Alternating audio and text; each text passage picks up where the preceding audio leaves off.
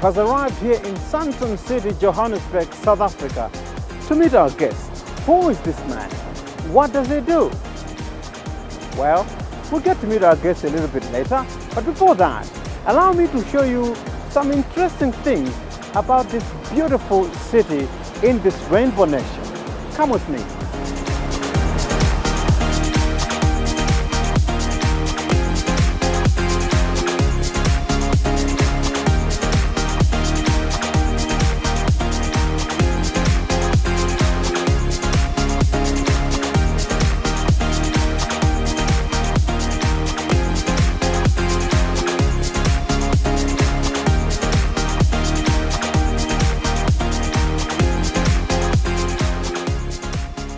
This is the Sandton Gautrain station.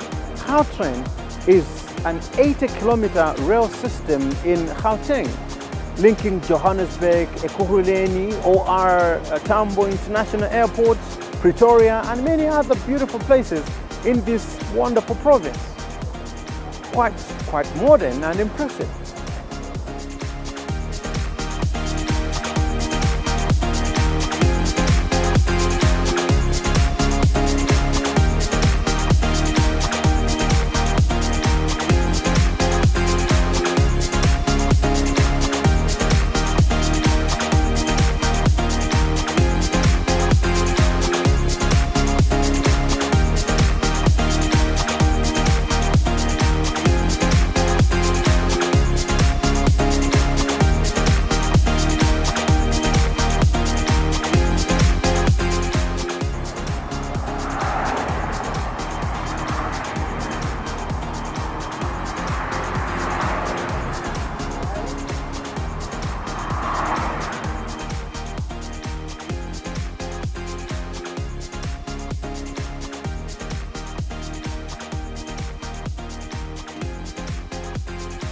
Monte Casino, Gauteng's #1 entertainment destination. 9.3 million people come to this place every year looking for some entertainment. Well, our guest stays just behind this casino. We'll get to meet him shortly, but before that, let me show you a few more interesting things in the casino.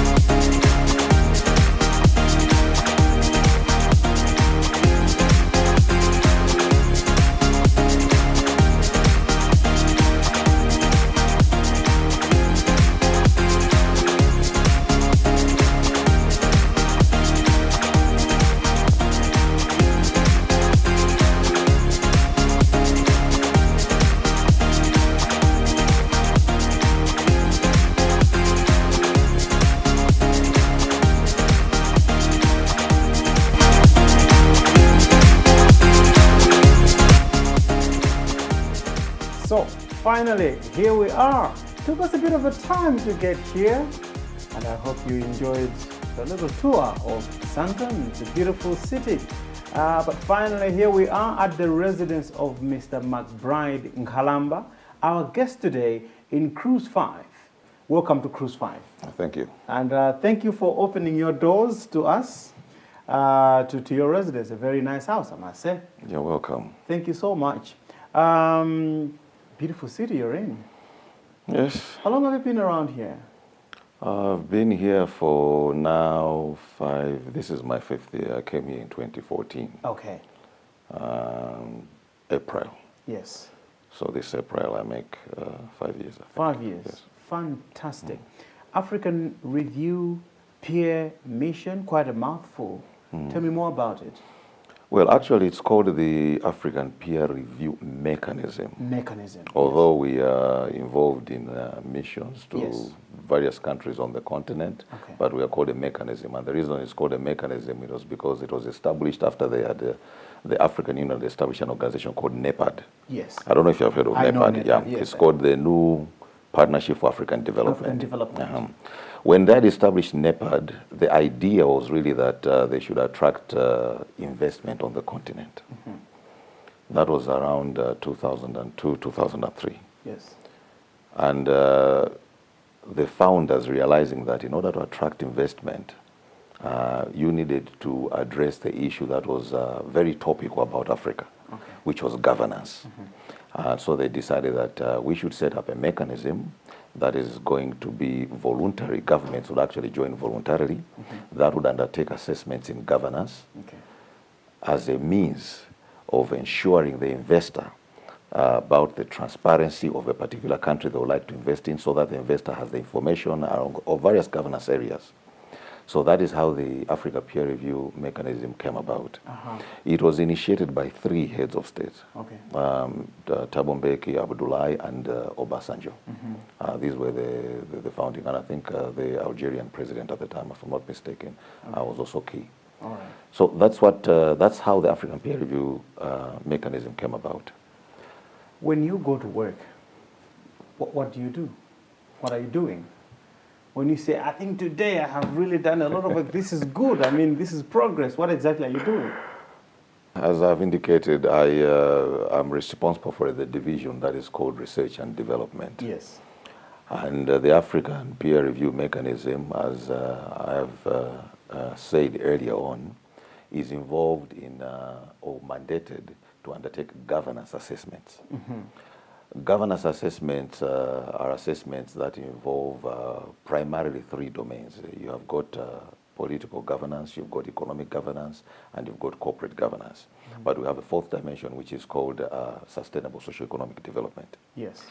So what I do is, as you've asked, if I get to work, is I am responsible for ensuring that within those areas that the Africa Peer Review mechanism undertakes research, undertakes assessments, for countries, we have sufficient research as an institution to inform our work as we undertake those assessments. I'll give you an example. If we go to Uganda, for instance, to do an assessment, before you can do an assessment, you need to have background about the country. And that background necessarily comes from research. So I have a team of whatever size it is, that's responsible for ensuring that we have sufficient research in terms of background. But we also are responsible for research in specific areas of governance. Depending on a country, their primary area of interest, the APRM will undertake research in a specific area before we go out on a mission. And I'll explain a bit more about what our missions involve. Mr. McBride Nkhalamba, our guest today in Cruise 5. Nkhalamba amene siyemo yaku Malawi? Nkhalamba tu. Because kuti Nkhalamba, kamene ziti Nkhalamba. Yeah, it is true. Yeah, Nkhalamba tu. Nkhalamba. Kumudzi nkuti? Kumudzi. Ndiyambire kwa mai wanga. Yes. Mai anga ndaku Mchinji. Amachokera muti Hezuru. Elimali kwa Zulu. Pamudzi pa Mikaeli Bambanga, Malemu Bambanga, anali amachokera Salima. Ti pa passport potanga tifunso tu machokera kuti. Nde pa passport ti malembo kuti Kanchenembwe. Mudzi mwa Kanchenembwe. Ngakhale nasamuka kwa Kanchenembwe ko. Dzina lovuka. Koma ndi kumene ndinachokera mene kwa Kanchenembwe. Hani mene inavuta tu pakati apo anthu amati akuti ndiwe mtundu wanji wa munthu, ndiye munthu aona kuti tsona amayi anga ndingoni, abambo anga ndinchewa, nde ine pamene patine ndani, nde inenso ndakakwatira munthu woti abambo ake ndi mulomwe, amayi ake ndi mtumbuka, nde mwana wawo ndetakwatira ndi ana mtundu wawo ndichani. Chimodzimodzi ine mutandifunsa abambo anga amayi wawo kunali chiyawo. Yes. Abeti futi. Abambo anga achewa. Mayi anga kulangoni, kulasenga. Chipwirikiti. Koma poti malamulo amati azona dzinalo, ndikupatsa mtundu dzina mu dzinalo. Nkhalamba. Nkhalamba ndanatisankhira boma mtundu, ndikuti mtundu wanu inokhala uko. Ankhalamba meti madziwa, Ankhalamba sangakhale wakulumphira. Ankhalamba ndeli ndawo. Program ino makonda ndi anthu kuti atiuze so nyimbo zimene amakonda. Mmakonda kumvera nyimbo? Nyimbo za mtundu wanji? Nyimbo ndi mankhwala ndithu. Kupeputsako mzimu wa Mulungu. Nkhawa. Nyimbo timamvera zasiyana-siyana za ku Malawi, za maiko anzathu, za chalichi. Chifukwa kubwera kuno mmene mafika kuno ni mata kuno tusungamve nyimbo za manganje pia. Ziliko za manganje. Iyayo kuno? Ziliko. Kuno mangerengera agaveke kuno mangere. Ziliko ndithu. Atavala zogwirizana ne manganje. Manganje akuno. Kazi kumba kaya zovala za kuno ziliko ndithu. Nyimbo yathu yamba mukristo afika nyimbo yanji? Yo yamba ikhozokhala ya Patience na Madingo. Dziko. Iya mayimba bwino. Ndithu. Amayimba bwino kwambiri. Komanso nyimbo imene anthu ambiri amayikonda kwambiri. Anayipanga ntonera video yake naona anayipanga komanso kuimba kwake kuimba ndi mtima wonse komanso zimaukamba muza dzikozo zamphamvu zosangalatsa. Patience na Madingo akuti dziko imene ikhala nyimbo yathu yoyamba mpulogalamu yathu lero ya Cruise 5 momwe tikucheza ndi McBride Nkhalamba kuchokera kuno ku Sandton ku Johannesburg ku South Africa.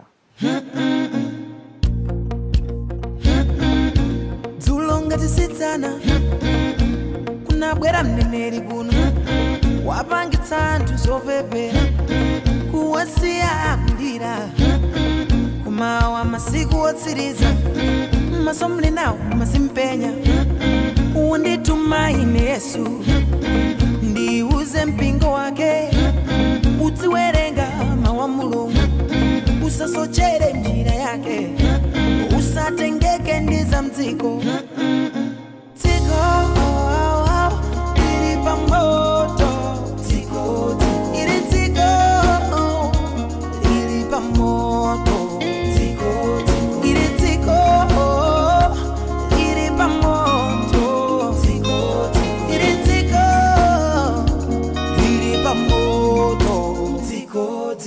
Mtsogoleri Yesu omayenjana ndamphawi samalimbana ndi anthu sali ngati chipani cha ndale safuna mavoti Yesu olo atsatidwe ndi chigulu iye sasintha ndi Yesu olo mumsiye kumtsata iye sasintha ndi Yesu ndipo sakopeka ndalama Yesu.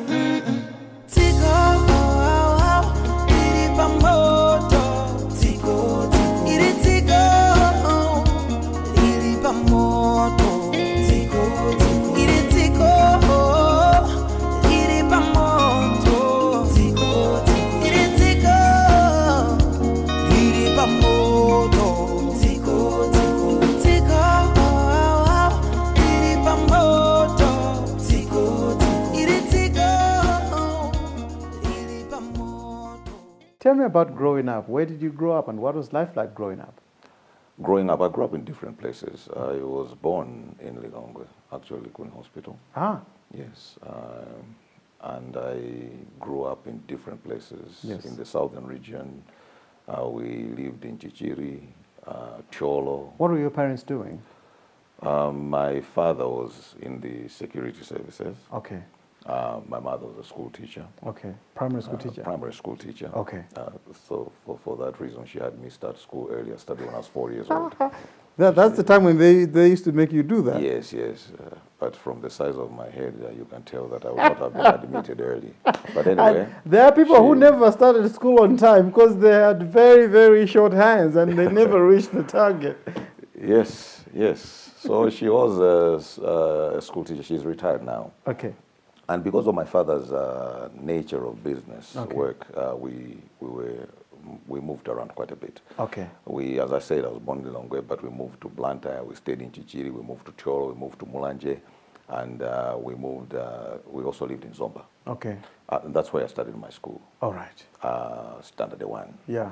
At a school called Osman Ghani. Okay. At the time. The school now is called Mponda, I believe, but at the time it was called Osman Ghani. Okay. Way back. Yeah, I can imagine that. Yes, and then we moved back to Lilongwe, so we rotated. Okay. Based on where my father was assigned. And how would you describe life growing up? I mean, people do grow up under different circumstances. For some, it was pretty simple sail through life, but for some, it was quite a struggle. Well, firstly, because as I've indicated, my parents, one is a school teacher. Yes. One was in the security service, a policeman.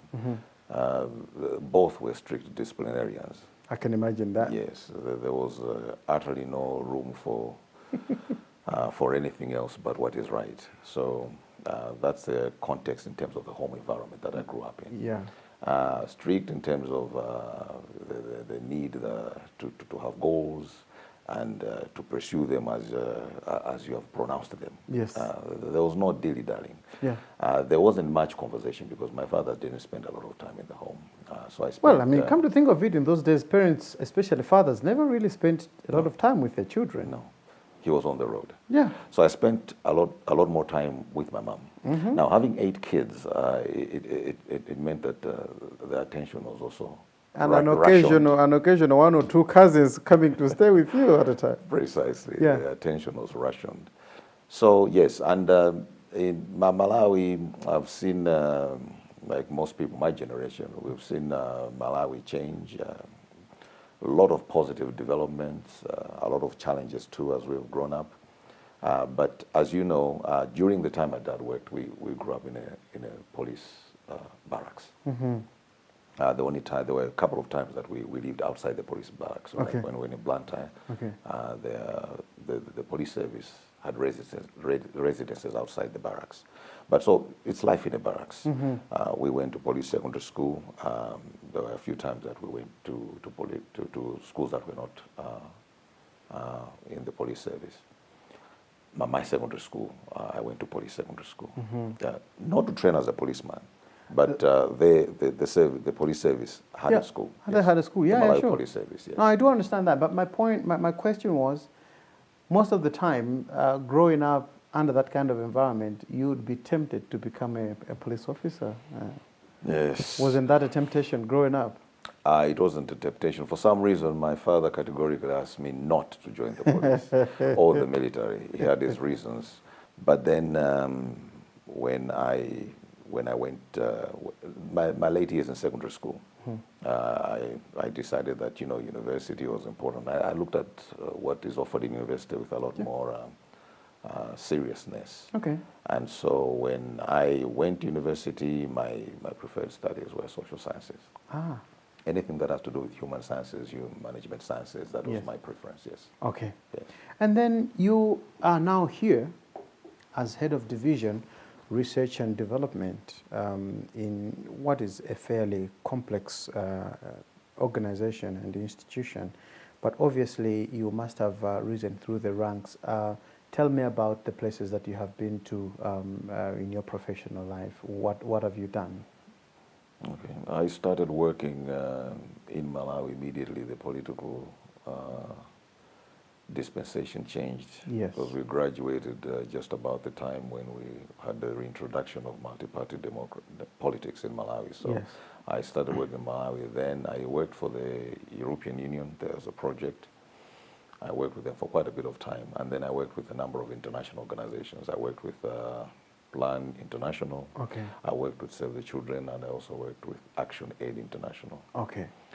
I then left for a brief while, and then I joined, I worked, I would say, also briefly for an American organization or a transatlantic organization called the Transatlantic Alliance. Okay. That is in the U.S.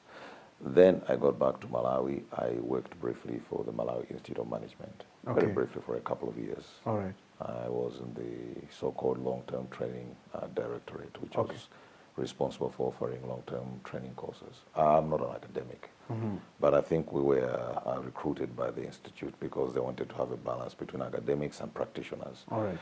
As you know, the Malawi Institute of Management is in a way a quasi-training institution for government, although it also attracts students from outside government. And then from there I left and came here. I spent a bit of time in Asia, doing a few things, but then I came here. When I came to South Africa, I joined an organization called the Southern Africa Trust. Yes, SAT. Yes, SAT, where I was head of programs and policy. We worked focused on the work of SADC.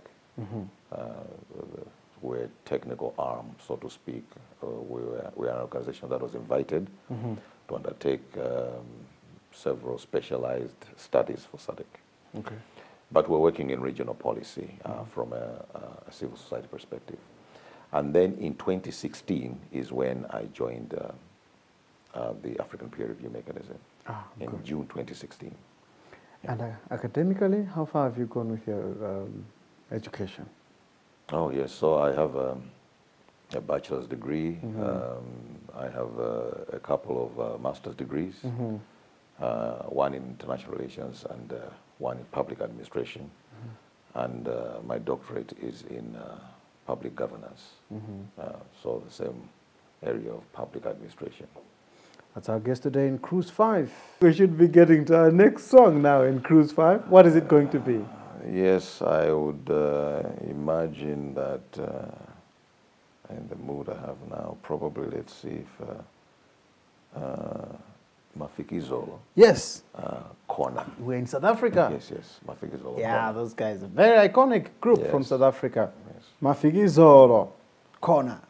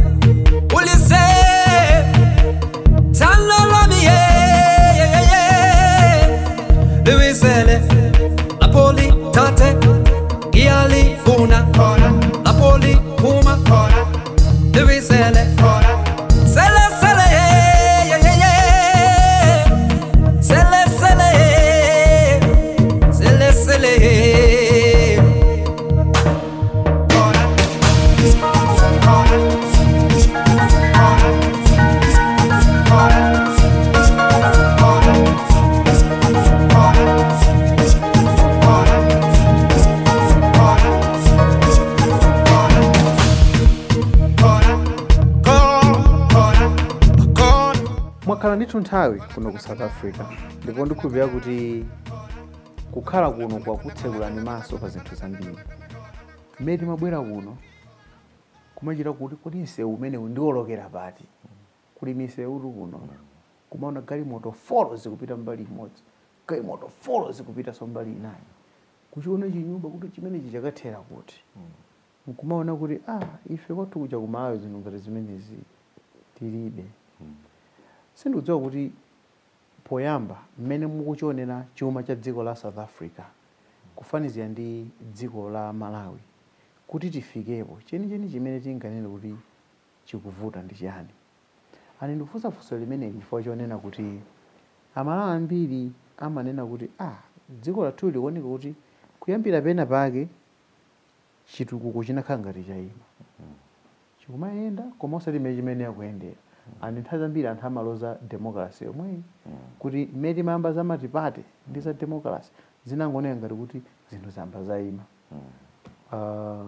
Kunoko ka democracy kakhalapo ndithu zaka zingapo, anali ndi apartheid akumana nazonso zawo zokhoma, komabe chitukuko chili patsogolo komanso chuma chawo chili patsogolo.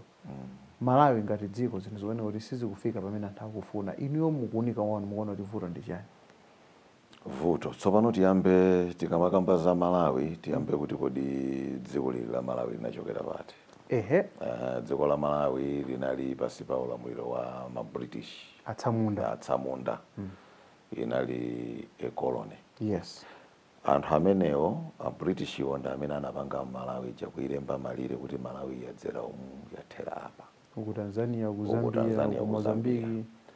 Nde pamabwera mawu amene lili Malawi amati landlocked country.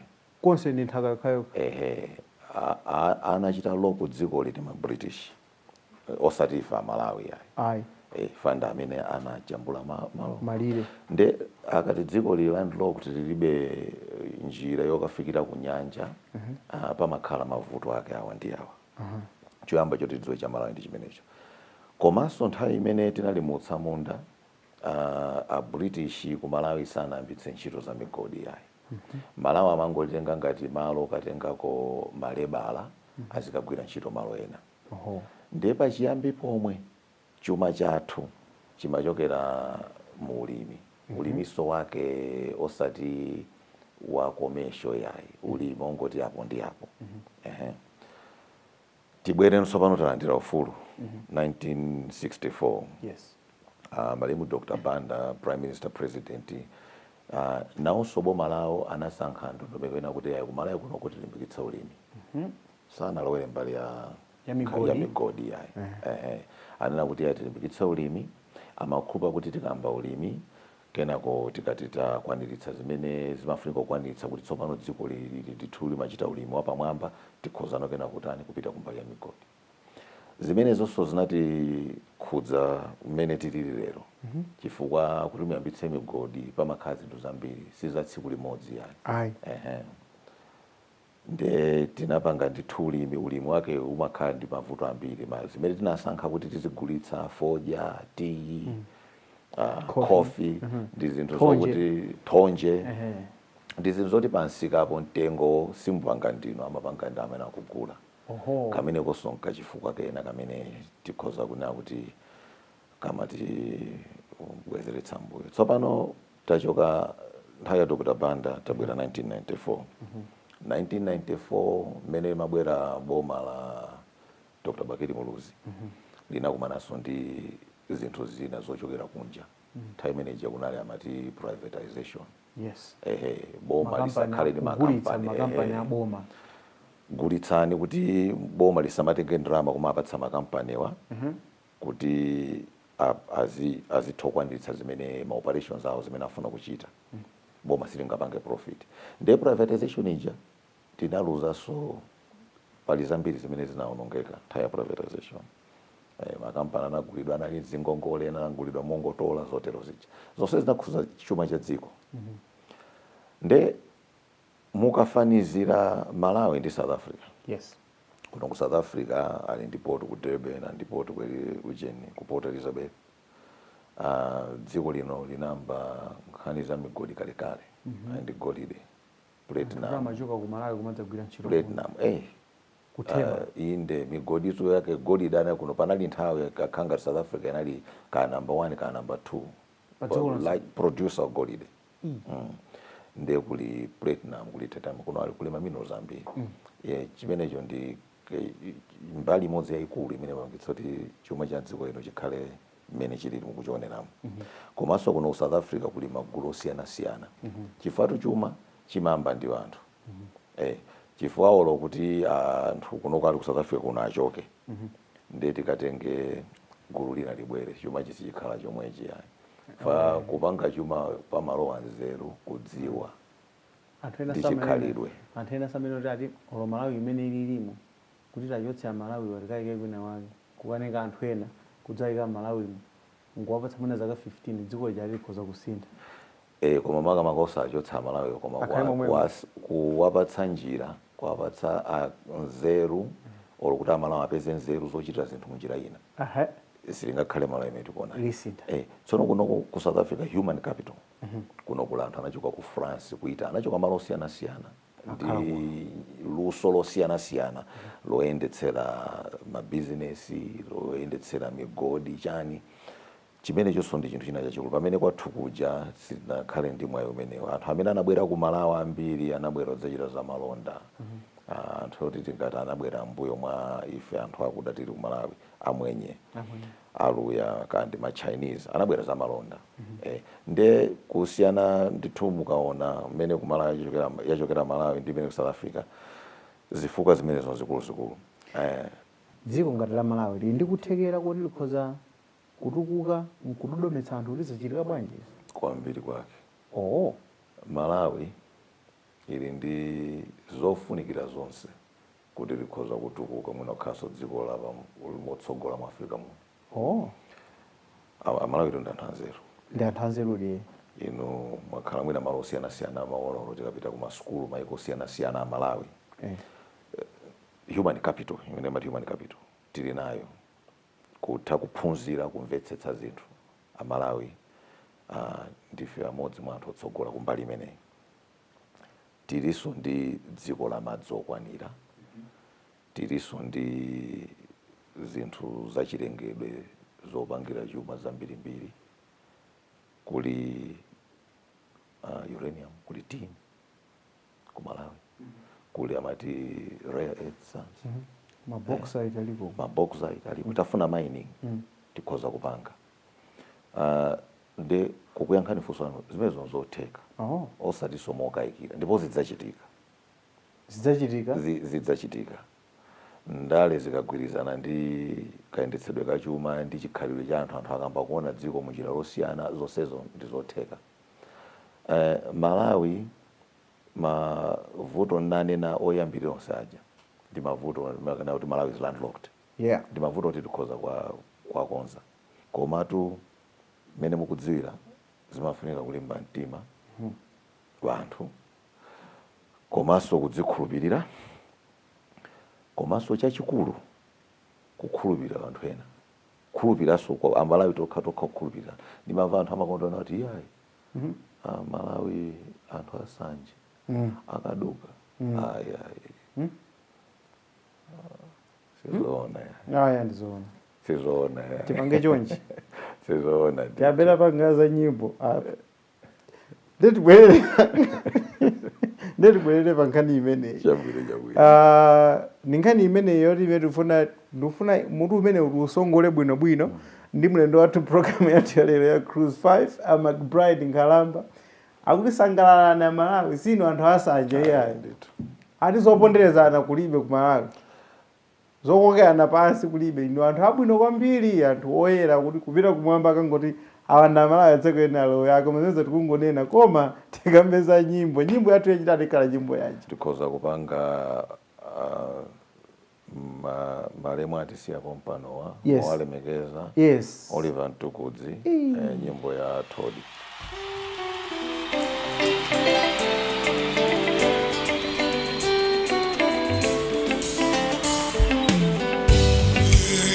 Todi, what shall we do? Since what shall we do? Oh, Todi, what shall we do? Since what shall we do? Todi, what shall we do?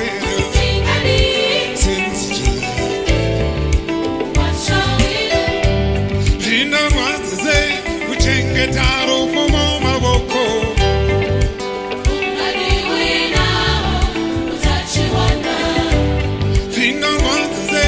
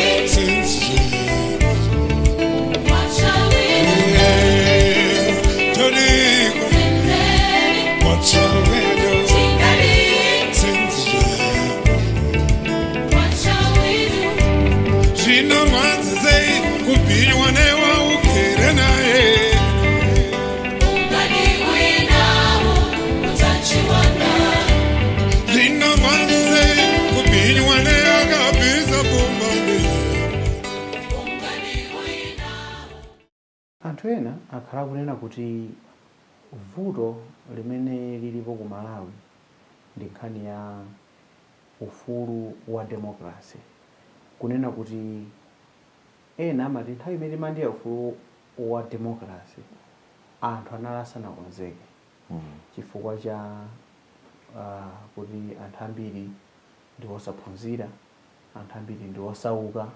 Pachifukwa chimenechi anthu amakhulupirira kuti tikukanika kutukuka chifukwa choti timasowa kupanga ziganizo zamphamvu zokhwima. Ndi ena amene kuti yayi Malawi, dziko ngati Malawi kuti litukuke limafunika kaulamuliro kankhanza. Ofunika mtsogoleriyo asachite kukhala wa democracy kwenikweni yayi, koma akhale ngati imene zinalika kale nthawi ya ulamuliro imodzi imene panalibe zoti titapereka maganizo anu apa kuti tichite chani. Akangonena bwana iye ngati mtsogoleri kuno cholondola ndi ichi chichitike chimenecho. Chifukwa zomali tenti kakambirane iye aitenti pangera mulo ili iye ufulu apa aya akuti ndi zimene zatipangitsa kuti tingopeza kuti palibe chimene chikuyenda. And zimenezi ndikumbuyanso kuti malemu Dr. Bingu wa Mutharika madandaula nsona zokwambiri kuti koma aya zimakhala zokhumudwitsa kwambiri ukatere kuvota ati injunction ukatere akuti zatani zonsezo zikubwera mu nkhani ya democracy. Ndafuna ndive maganizo anu pa nkhani imeneyi kuti inu magwizana nawo maganizo amenewa. Munthu wina aliyense abwino kandi ufulu mdziko, ufulu ochita zinthu mmene malamulo akulolera. Democracy si vuto. Vuto ndi limabwera ndinganene potero kuti mu democracy mukasiya kutsata malamulo anu omwe. Fa democracy ufulu palibe ufulu opanda malamulo ayi. Mwina ngati mula Khristu amene akuti yaye munthu anampatsa ufulu olo Mulungu koma uli ndi malamulo. Anati mtengo uwu usaje. Ina yamukhoza umadya. Kwambiri. Chimodzimodzi democracy. Democracy ndi maufulu osiyana-siyana komanso pali malamulo. Ndikhoza ngokupatsani chitsanzo kuli malamulo kuti munthu ukakhala kuti uli pa ntchito uyenera kupita ku ntchito. Ukapita ku ntchito usabe. Ukafika ku ntchito gwira ntchito yakoyo. Amene ndi malamulo. Ukapanda kutero ukuyenera kuti uyankhe kapena uchotsedwe ntchito. Mu democracy etu ndi ngati malamulo amene sakutsatidwa kumene magwira ntchitoko siziyenda kandi boma siziyenda. Vuto si democracy. Muchizungu amati the rule of law. Pali malamulo atsateni. Ulamulo wa nkhanza umene amaonera anthu kuti apafunika munthu akhale ndi nkhanza nkhanza zimatha kutenga munthu olo kumpanga munthu kuti achite zinthu kwa nthawi yochepa. Chimene chimapangitsa anthu kuti achite zinthu mokhulupirira nthawi yayitali ndikuti zinthu zichachita mu ufulu atamvetsetsa kufunikira kwake kwa chinthuchi osati nkhanza ya ndeko kuyankhani kwake mwachidule. Democracy si vuto. Vuto limabwera ngati mu democracy mo munakhazikitsa malamulo koma malamulo munakhazikitsa nokhawo simukuwatsata. Chimene chidatigwera ife ya Malawi kuti tisamatsate malamulo amene tinayika kale tokha nchiyani? Chifukwa amene muneneramo lilipo buku la malamulo akulu oyendetsera dziko, the Malawi Constitution, pali penal code, pali malamulo ambirimbiri amene amatilangiza mmene kuyenera kuchitira chinthu. Koma zimonera kuti malamulo aja amaphwanyidwa palibe chinthu chimene chimachitikapo. Nkhani imene yakhalira mkamwa zitsanzo ndi zambirimbiri. Chimene chinatigwera nchiyani? Ndale zikamasintha mmene tinasinthira ife 1994 pamakhala magulu awiri anthu nthawi zonse amene amalowa ndale. Pamakhala anthu amalowa ndale chifukwa chodziwa ndi kukhulupirira kuti ndili ndi udindo oti ndigwire ntchito mothandiza dziko langa. Ndipo pamakhala anthu amalowa ndale kuti adzikonze zofuna zawo. Tidyeko. Tidye ndithu. Kudya mwinaso mukangoti kudya mwina koma tingotenga mmene tingatengeremo. Kudya ngati mandasi osasiya ndi fupa lomwe. Ndithu. Nde si Malawi yokhayi. Muwerenge news zoloza kuno. Mupite ku America pano kuli President Trump nkhani mosanamba kumfufuza munthu chimusankhireni. Chifukwa mundale muja mwe magulu awiri amenewa nthawi zonse amakhala kukokerana kuti kodi amene atsogolere zinthu ndani. Nde akachuluka gulu loti zaife basi makhandi mavuto. Koma ndi ndale chifukwa chilengedwe cha munthu chili pawiri, chili ndi ubwino ndi kuyipa. Nde mundaleso muli zomwezo muli anthu oyipa ndi abwino. Nde mukafunsa ku Malawi kuti kodi chimene chikutipangitsa ife kuti tikanike kutsata malamulo ndi balance imeneyi.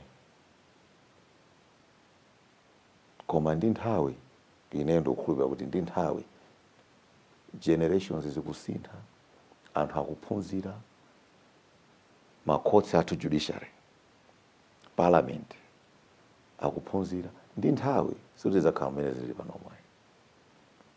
Things will improve because okhala mawaleneleni. Kusintha kumene mukuona inu ndikotani? Ukukotenga nthawi pang'ono anthu nkumazindikira kuti akuluakulu awa ndi malamulo atenda atsatireni nkupanga strengthen ma institution olimbikitsa malamulo aja, kapena anthu fika ponena kuti anthu atopa nkungonena kuti enough is enough. Ubwino wa democracy ili ndi imene timati self correcting mechanism. Okay. Ili ndi njira yoti imadzikonzera, ndale zake zimadzikonza every 5 years, every 10 years masintha mtsogoleri. Ndabwera mtsogoleri amene kuti aine zimene zikundikhudza ine ndikufuna kukonza misewu basi. Wina abwera ine ndifuna kukonza masukulu, wina ine ndifuna ndikonze justice. Nde ubwino wake wa democracy ndi umenewo. Kunena kuti simungakhale ndi focus pa chinthu chimodzi nkuyiwala zina kwa nthawi yayitali.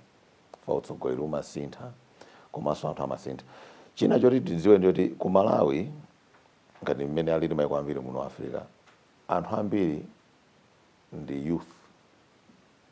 Fachake mmene ndimayankhula ndimakuzana kuti koma nkhani yomangoti Malawi ndi asanje. Okokera zimenezo ndi mbiri zakale. Mwinaso ambiri amene ali ndikaduka wa matenda amene anamwalira anakalamba kawe alipo sizilephera. Koma kuti tinganene kuti ngati dziko kuti ndiye dikhaidwe brand yathu ndi imeneyo ayi sizoona. Ine ndimakumana ndi Amalawi ambiri osiyana-siyana, business, ana masukulu abwino ambirimbiri.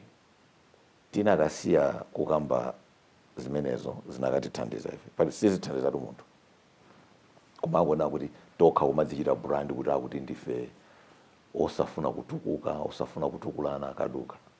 Population yasintha, gulu la achinyamata amene ali pano zinthu zimene ali nazo chidwi ndi zimene tina nazo chidwi ife kapena anthu amene anabadwa ife tisanabadwe pali kusiyana ndithu. Nde kumene tikulowerako kanoni bebeta mmene ndikuonera ine. Kumudzi mubwerera liti? Kubwerera kukangoyenda kapena kubwereratu? Kubwerera kukagwira ntchito kumudzi. Kukagwira ntchito. Izi timaganiza kuti mwina tikakhala mwina zaka zitatu zinayi tizibwerera.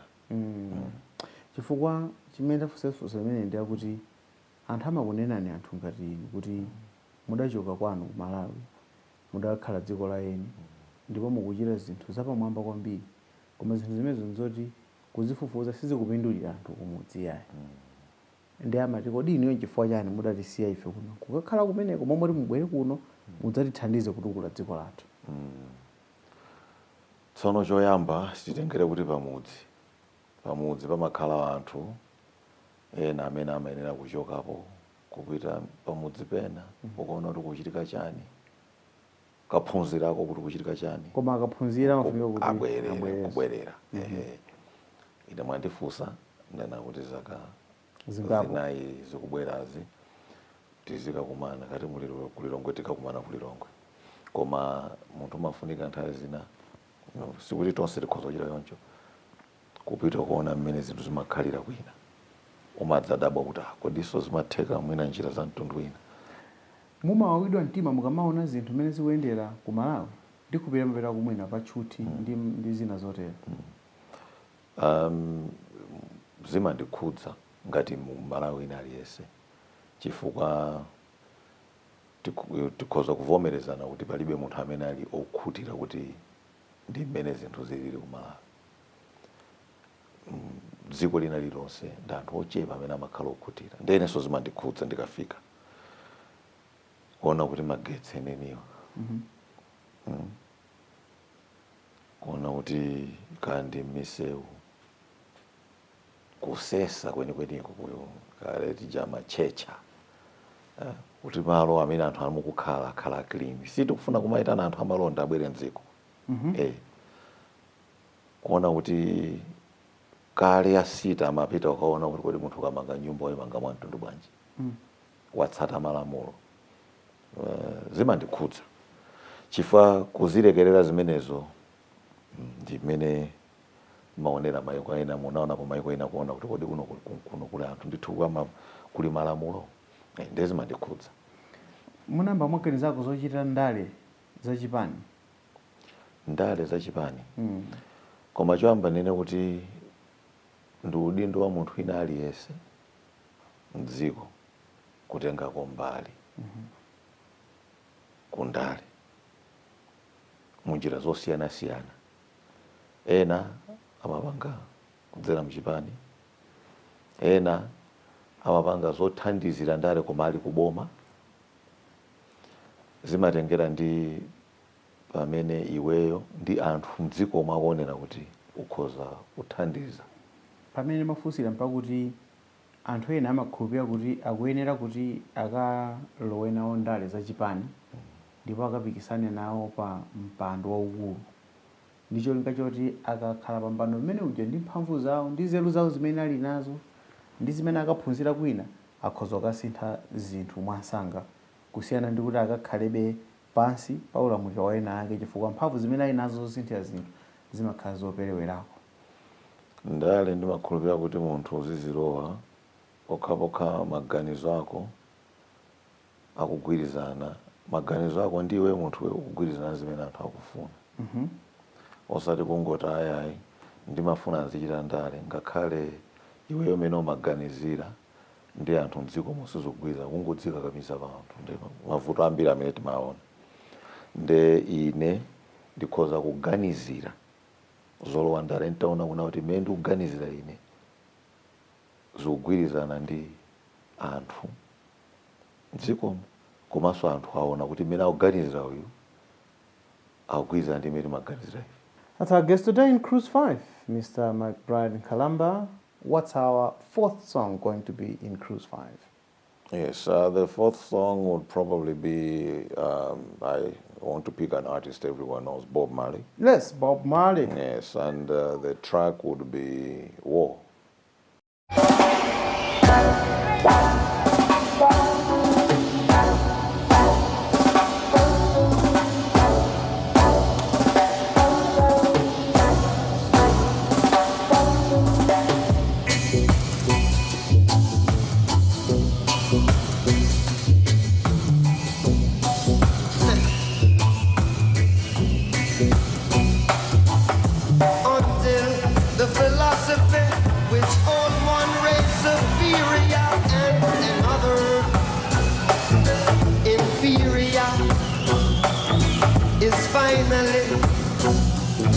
And permanently discredited and abandoned. Well, everywhere is war. This is war. And until there's no longer first class nor second class citizens of any nation, until the color of a man's skin is of no more significance to the color of the size, I've got to say war. Until philosophy which will one race superior and another inferior is finally and permanently discredited and abandoned. War. Yeah, you know. So that is prophecy, and everyone know that that is truth. And to come out of the mouth of Rastafari. Because until that day, the dream of lasting peace, world of citizenship, and the rule of international morality, yeah, will remain but a fleeting illusion. We pursued, but never attained. Where everywhere is war. It's a war. War in the east, war in the west, war up north, war down south. Yes, it's a war. Boy, a romance of war. God, the war of war. Boy, a romance of war. Hey, yes, until the ignoble and unheard regime that hold our brothers in South Africa, Namibia, in subhuman bondage, has been toppled, utterly destroyed. Well, everywhere is war. War. War in the east, war in the west, war up north. Kumalawi kuli zipani zandale zosiyana-siyana ndipo pamakhala mtsutso waukulu kuti zipani ziwina timangoti zosiyana koma mwina ndi chipani chimodzi. Mfundo zawo zofananirana, anthu akenso ndi ofananirana. Achoka ukapita uko. Komabe funso nkumakhalapo kuti inuyo mukamaona zipani zandale za ku Malawi, chipani chimene mmagwirizana nacho mfundo zake kapena kagwiridwe kake kantchito ndi chipani chiti? Choyamba ndinene kuti tisanafike poyankha funsoli, chipani chilichonse chili ku Malawi ndi chofunikira. Zoona. Chifukwa chipani chimayimira anthu. Chipani chilichonse chili mamembala. So kuti Amalawi anzanga ali ndi amaona mu chipani chilichonse amaona kuti koma chipani chimene chilili zimene chimachita zogwirizana ndi zimene timafuna ife. Ndesi ndingaweruze kuti chipani ichi ndi chabwino kuposa ichi pa kudzera munjira yona kuti chipani chilichonse nchofunikira. Chachiwiri chona kuti zipani zimasintha chifukwa cha utsogoleri. Chipani cha UDF si bene chinalili pano pamene chilili ndi Honorable Atupele Mulozi, si bene chinalili na Dr. Bakiri Mulozi. Ndi zipani zimasintha ndi utsogoleri ndikhulupirira. Funso lanu mufunsa kuti kodi zipani zimayimira chani kwenikweni. Funso likuti inuyo chipani chimene maona kuti pa awa chipani chimene chimaona zinthu mmene inenso ndimaonera koma ichi pali zinthu zosiyana-siyana zimene ndinaganizira ndikamati ndiweruze chipani: ndale, kayendetsedwe kachuma, chikhalidwe. Ndeti kalowa kayendetsedwe kachuma konso kuli magawo osiyana-siyana. Pali zipani zina zimene maona kuti awa kumbali kuchuma tikuganiza mofanana koma mwina kundale yayi, awa kundale tikuganiza mofanana koma mwina kuchuma yayi. Nde chipani chilichonse mene ndaonera ili chili ndi kagawo kake amene ndimagwirizana nako kuti awa koma tikafika nkhani ya chuma timaganiza mofanana, awa nkhani ya ndale timaganiza mofanana.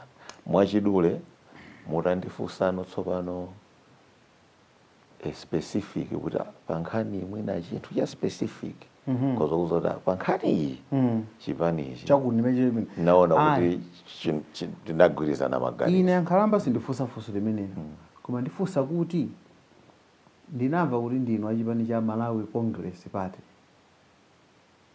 Nzoona? Membala wa chipani cha Malawi Congress Party. Membala wa chipani cha Malawi Congress Party. Ndizoona?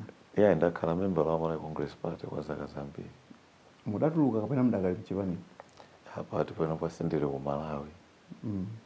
Maganizo mwanu mukamadziganizira kuti ntati ndapezeka ku Malawi, mukupezekabe mu chipani cha Malawi Congress kapena mukuganiza za chipani china? Pano pasindambe kusinkhasinkha kuti ndiyenera kukhala ntapita ku Malawi lero ndinokhala mchipani ichi, sindambe sindatsimikizire kuti ndinokhala mchipani ichi. Koma ndakhala zaka zambiri ndili membala wa chipani cha Malawi Congress Party. Chimene anthu amanena kuti kodi zatheka bwanji kuti zaka pano 20 chakuti chisanaloweso mboma mpakana pano anthu anambonena monyazitsa kuti kuimba 1, kuimba 2, kuimba 3 akuti chifukwa choti nthawi zonse amangoti mwatibera imakhala ngati chimbale choyamba. Zisankho zina mwatibera. Ino mukamaona ngati membala amene mwakhala mu chipani imenechi pano mukuti simukulingalira zotere chifukwa kuti muli kuno ndi mukumangoonera kuti ali uku. Mukuona kuti chifukwa chani chipani cha Malawi Congress Party chakhala chikulephera kubwereranso mboma kufikira pano tikuyankhula pano? Ndikaganizira pali zifukwa zingapo mwina zimene zikhoza kukhala zikuchititsa kuti mwina chipani cha Malawi Congress Party kapena zipani zina mwina zisalowe mboma. Choyamba ndicho kuti mulowe mboma mwina okhala ndi support ma numbers. Koma so support yanuyo kuyena kuti zikhala ndi chidwi mundale azipita kumakachita register kukuchitira ni vote. Chofunikira kwambiri. Komanso mwena kukhala kuti mutha ndithu kudziyankhulira, mutaona kuti pa nkhani ya chisankho zinthu sizikuyenda mmene zikuyenera kuyendera, mukhoza kudziyankhula ngati chipani. Chipani chimafunikanso chikhale ndi njira ndithu zoti chikhoza kudziyankhula kudzera m'makhoti kudzera mu njira zosiyana-siyana. Ndiye kusalowa mboma choyambirira chimene timadziwa ndi kuti chipani chilibe ma numbers. Chilibe ma numbers. Chilibe kapena chikulephera kupeza ma numbers? Chimodzimodzi kuti chipani chikulephera kupeza ma numbers. Chifukwa ena akhoza kuti ma numbers chili nawo koma chikukanika kupanga claim. Muchamati inu muli ndi luso kungoti ndinodziwa kuimba koma ngoti simuimba yayi, sikuti mulibe luso loimba. Luso muli nalo koma simukutha kuligwiritsa ntchito luso loimbira. Chipani chilichonse chili ndi potential. Chili ndi mwayi woti chikhoza kupeza ma numbers. Koma zina zili ndi potential ikulu kusiyana ndi zina. Koma ngati sichikupeza ma numbers sichingalowe mboma. Kupeza ma numbers kumalawi kuja kuli zifukwa zambirimbiri zoti zikhoza kukanikitsa kapena kutheketsa chipani kupeza ma numbers. Nde mwachidule chipani chimene sichinalowe mboma nde kuti chilibe ma numbers. Nanga simu democracy ya ife first past the post amene ali ndi ma numbers akawa ma numbers wa munthu wapitirira anzako ndi anthu atatu kumalowa mboma. ngati chipani sichikulowa mboma ndoti chilibe manambala, kandi cha Congress, kandi chipani cha PP, kandi UDF, ndikuti chilibe manambala. Ngati membala wa chipanichi munayeserako kulangiza atsogoleri a chipanichi kuti bwanji titazichita chonchi zinthu kuti tipeze manambala amene mukwanena apa? Kalero timakamba umayankhula mmene alesa amayankhula ngati zika ya dziko kuti ukakhala kuti chipano mana kuti mwina njira izi ndi izi mwina zikhozothandiza. Pa nthawi iyo timaona kuti chipani cha Malawi Congress Party mwachitsanzo amachinena kuti ndi chipani chokuti cha pagawo ya pakati basi. Kumwera kunalibe, kumpoto kunalibe, chimene chonso chifukwa chimene chimaperekedwa kuti manambers asaoneke manamba kuti nkulowera mboma.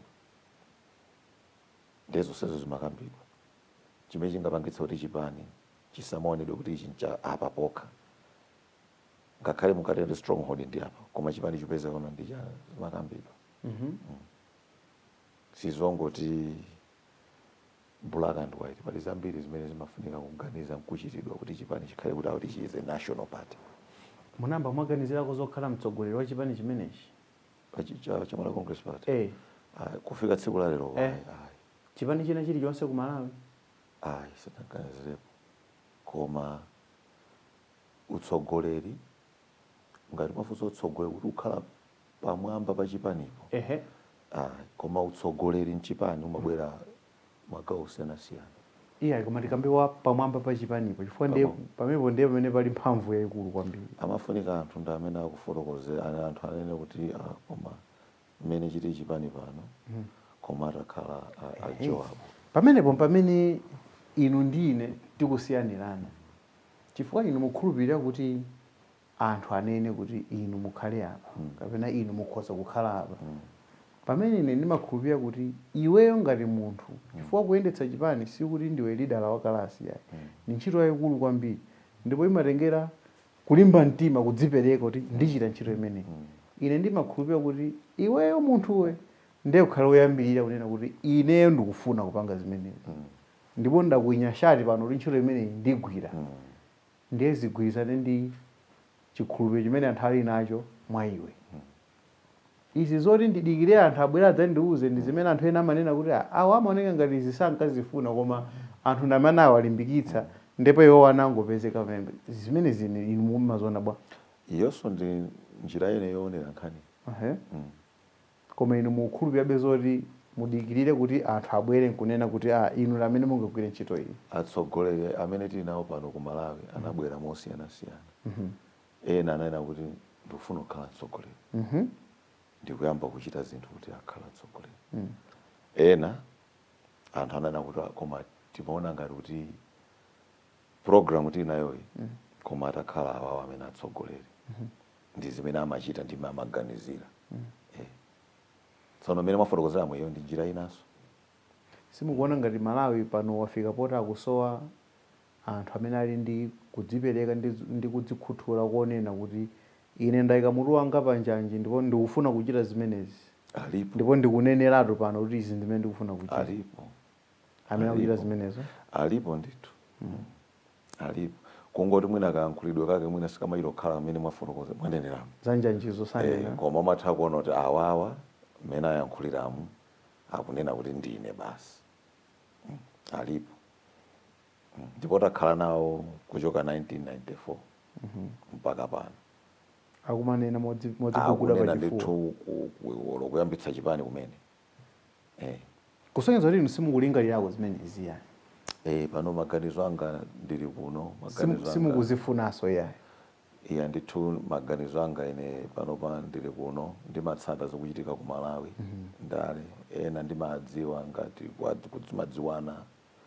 Mwina ena takula limodzi, ena mwina tagwira ntchito limodzi, timacheza. Ndi president imankhulana nthawi zina a dziko la Malawi. Sindayankhulanepo nawo sandidziwa. Chifukwa ndimaona kuti maganizo ena amene mapereka apa simungakonda president atawadziwa kuti simukuona ngati kuti mwina a president angapindule kudziwa maganizo amenewo. President a dziko akhoza kupindula ndi maganizo atonsefe kumamva kuti anthu amaganiza bwanji. Koma pali anthu amene agwira nawo ntchito okuti timakumana nawo timakamba kucheza oti zimene zamatha kuzitenga nkukakamba mwina ngati zawo agwirizana nazo kukakamba mwina nda president sindi kuti zimachitika koma pali njira zambiri mbiri zoti president akhoza kumvera zinthu zimene anthu akunena mdziko zimene ndanenazi tu sikuti ndine ndekha kula anthu ambiri mbiri kumala kuja alemba mapepala azimene ndanena inezi kuchita present ndithu kuitana anthu akuboma ndikuwafotokozera kuti apa timaganiza tilowere uko koma boma paja timati policy imasankha choice ife tili kusankha njira iyi tisintha oro tipitiriza tili pankhani za ndale zomwezi mwina mukumava kumudzi pamalawi pafupi awachokera kuno kuti kwabwera UTM imene kuti yatakasa zinthu kwambiri ndipo wani kuti ngakhale zipani zikulu zikuyangana padali tikukuchitika chani ndipo ngati zikulu kamba zipani zimene zakhalapo kuyambira kalekale pano mazosoti nkhani ya zipani zikulu ndi zing'ono ndi nkhani yovuta kwambiri koma ndafuna ndive maganizo anu pa nkhani ya chipani cha UTM chifukwa ena akuchiona kuti chabwera ndi mkokoma kwambiri ndipo chikuone kuti chikutakasa zinthu kwambiri inu mukamamva kumene nkhani imene mumva ndi nkhani zotani kuno tikumva sikusiyana ndi mmene mwaneneramu tikumva kuti kwabwera chipani chimene cha UTM chinayamba ngati gawo anthu amene anayambitsa ali ku chipani cholamula nde kunachitika kunali kusiyana maganizo zimene zizabwino mu democracy anthu nonse simungamaganize mofanana yayi ndizabwino koma ndi nkhosa zokha za nkhola zimene zikhoza mabanga zinthu ndende mofanana koma ngati muli anthu mu democracy mwene okhani maganizo osiyana-siyana chimene tinavomerezera democracy yomalawi facho timafuna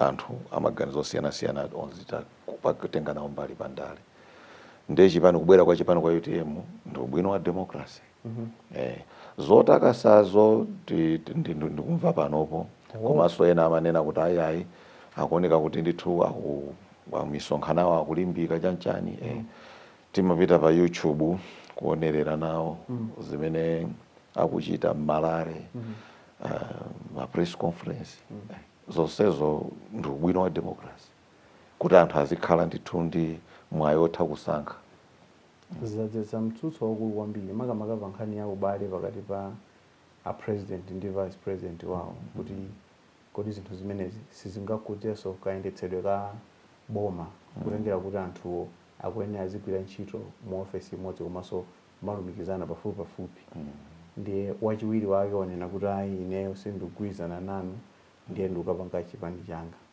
ndiye ndipikisana nanu pa chisankho chimene chikubwerachi inu muona ngati sizingakhuze kayendetsedwe ka boma ayi ndikukhulupirira kuti zonsezo kuchitika mogwirizana ndi malamulo a dziko zikakhala kuti zasemphana ndi malamulo amakhoti amabwera kunena kuti ayi apapa sizolondola ndiye ngati zikuchitika popanda khoti kubwerapo ndikuti zikugwirizana ndi malamulo amene tonse tinagwirizana kuti malamulo anthu amene timayendetsera dziko koma mukakamba za ubale wa a president ndi achiwiri wawo zimenezo aniyaka awiri apa ubalewo ndi amadziwa kuti ndi wa mtundu wanji ena tonsefe timatha kungozidwa nkumva ngati ungafunike kuti usinthe awiri onso apa ubalewo ndi amene amatani amadziwa amene achitire chifukwa pali malamulo ndiye pali tsopano zinthu mmene zikuchitikira pa nthawi imeneyi sikuti ife lamulo likuvomereza ndiye kuti chinthucho nchoti chikuyenda bwino yayi ndiye ni mafunso mamaka kumbali imeneyi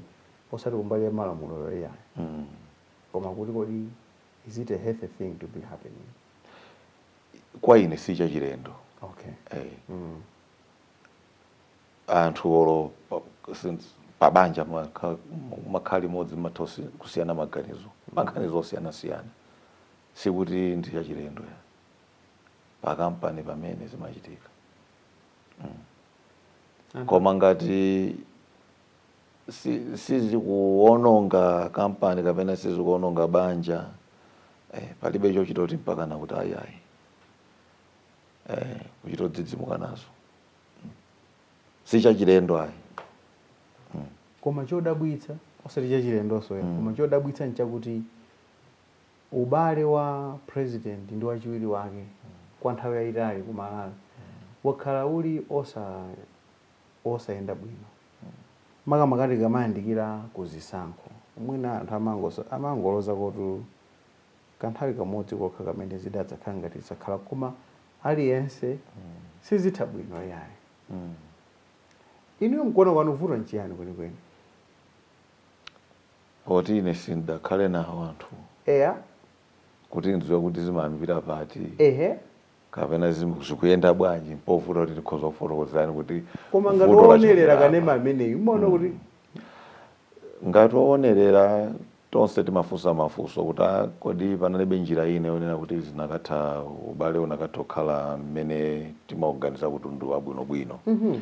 Koma kuti ndinene kuti chifukwa chake chimapangitsa ndichi kapena ichi ndamvapo zambirimbiri anthu amathaonera kuti yayi constitution yathu imantenga munthu wachiwiri koma sina longosole bwinobwino kuti ntchito yake nchani kwenikweni amadikirabe kupatsidwa ntchito nde amapezeka kuti basa angokhala komanso nthawi zina mwina chifukwa choti amachita osankhidwa akakhala kuti akusemphana wachiwiri amakhala kuti nayenso anachidwa elect ndi anthu pamakhala povuta kuti amuchotse kulowetsapo nkhani yochotsana timamva zambirimbiri.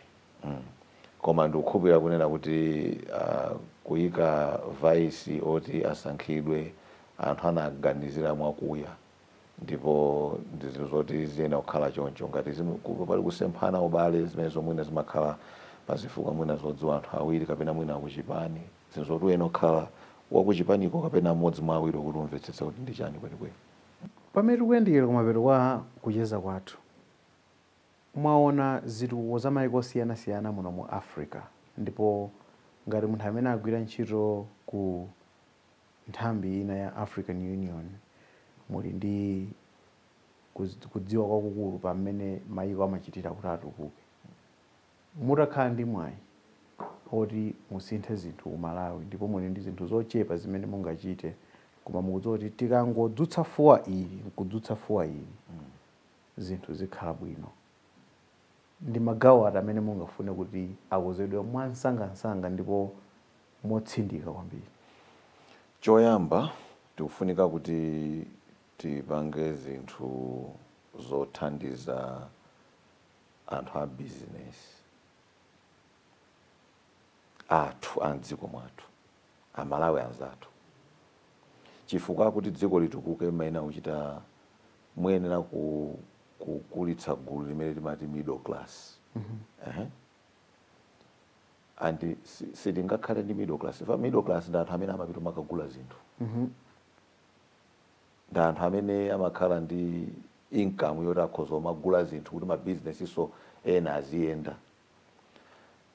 Choyambira kuita support anthu amene anthu amabusiness. Nthawi zambiri timangokamba kuti aya tipeze foreign investment. Koma mukaonetsetsa ineyo mene ndimaonera pali zambiri zoti tikhoza kuchita kuti anthu amene amapanga business ku Malawi mabusinessmen athu ku Malawi apite patsogolo. Tikati business sitingonera kuti zamalonda ya business iso iliko ku agriculture. Tikanena chaka timakhala ndi statement timati budget statement. Budget statement uja amafotokoza tachotsa msonkho pagawo ili ndili kuti tipititse patsogolo mbali imene. Chaka chatha ndikukhulupirira kuti kama nawo za construction kati chaka chiti zimene zije zofunika kuti azikambirana ndi anthu a business osati mmene ndimaonera ineyo muzimakhala zoti pamakhala afufuza ayankhula nawo koma apo ndi apo kukambirana ndi thu pafupi tikachita support anthu ama business ndi njira imene tikhoza kuti dziko likhoza kuyamba kumapanga chuma chake kupatulapo zimene tinakamba kale zokhudza ndi migodi yachoyambira chimenecho. Chachiwiri ndi maphunziro akuyenera kugwirizana zimene tikufuna ife koma anthu mukawaphunzitsa izi pamene zinthu zimene zikufunikira mu dziko ndi izi palibe chimene mphulepo ya maphunziro. Tinali kale lija ndi ma technical schools kumene timapanga ama artisan ma welders yanchana anthu amapanga zinthu zimene magwiritsa ntchito mu economy. Sindikukhulupirira zimene zozo tikuchita mmene tikuyenera kuchita. timalimbikira university ndekuli nkhani wowo ndi primary koma pali gawo ndithu limene limapereka maphunziro opatsa luso. Chachitatu nde aliyense amadziwa civil service boma lithu limene likufunika ndithu kupanga zinthu kuti boma anthu azipanga zimene akuyena kuchita masekta osiyana-siyana, agriculture, health, education. Si chinthu chapafupi chifukwa kuti zambiri kuli nkhani za malipiro, kuli nkhani ya zipangizo zogwira, koma ndikofunika kuti kupite ndithu investment yamphamvu. Anthu sogwira ntchito mbomawo kaganizidwe kawo mena mboma tulama muna anthu ambiri odziwa ntchito yawo koma mwina amakhumudwa akaona kuti zimene zofunikira kuti tichite zinthu mwina sizikukwanira. Tinapanga pakati pa namva kuti kunali Civil Service Commission imene naona kanapanga kuti tipange chani zofunikira mbuyo monso zinachitikaso koma zinthu zoti zikamalizidwa mukapanga commission ikapanga mwina kutani kumazitsata. Civil service ndiyofunikira makamaka ngati dziko ngati Malawi, utsogolero umene ukhale kumeneko, anthu amene ali kumeneko, komanso mmene civil service ikugwirira ntchito ndi anthu andale kuti kodi anthu andale amalowerera bwanji pa ntchito za civil service. Amapereka danga lokwanira kuti civil service igwire ntchito zake moyenerera. Kodi ndi ntchito ziti zimene ku civil service zilibe tanthauzo zofunika kuzisintha? Kodi imene tikuyendetsera civil service sitikuononga ndalama sizikutayika zimatayikira pati?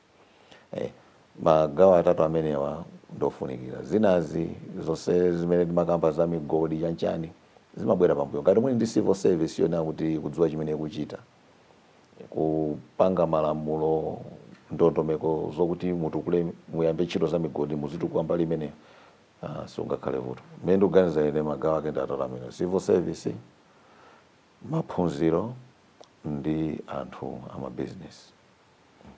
We have to wrap up our program. But before we go, I've got a set of questions that I'd like to ask you, to which you can only answer yes or no. What is your full name? McBride Peter Nkalamba. Do you have any tattoos? No. Do you have any piercings? No. Do you have any children? Yes, I do. How many, incidentally? I have 3. 3 children. Yes. Have you ever shot a gun? Yes. Have you cried over someone? Yes. Have you fallen in love before? Absolutely. Have you killed a chicken before? Oh, it was a necessity for us to have a meal, yes. Have you gotten into a fight before? Yes, in my younger days. Have you gotten any surgeries? No. Have you ever been hospitalized? No. Have you donated blood? No. Have you ever smoked weed? No. Would you smoke weed? I don't think so. Have you ever drunk alcohol? Yes. Do you drink alcohol? Yes. Have you broken someone's heart? I have been informed so. Which is a yes. Have you had a crush on someone? Oh, yes. Do you have presidential ambitions? Not at the moment. Would you love to be the president of the DPP? I don't think so. Would you love to be the president of the UDF? I don't think so. Would you love to be the president of UTM? All the parties have presidents. I don't think so. Would you like to become the president of the MCP? I don't think so. Thank you so much, Mr. Nkalamba. It's been a pleasure talking to you. It's been a pleasure too. Thank you so much for your time. So, what is our last song going to be? Our last song, I would probably go for the popular band, Black Missionaries. Black Missionaries Yes. Band. My Blacks. My Blacks. Yes. Nyimbo ijemamba kuti ndilibe naye chifukwa. Inuona tu mulina chifukwa. No. Asantengere kwa Pilato. No, asantengere kwa Pilato. That's the one. Ndilibe naye chifukwa, mupite naye kwa Pilato. Ngati mufuna pachikidwe, mwana wa munthu wala kwasha. Rastafari. Wala kafari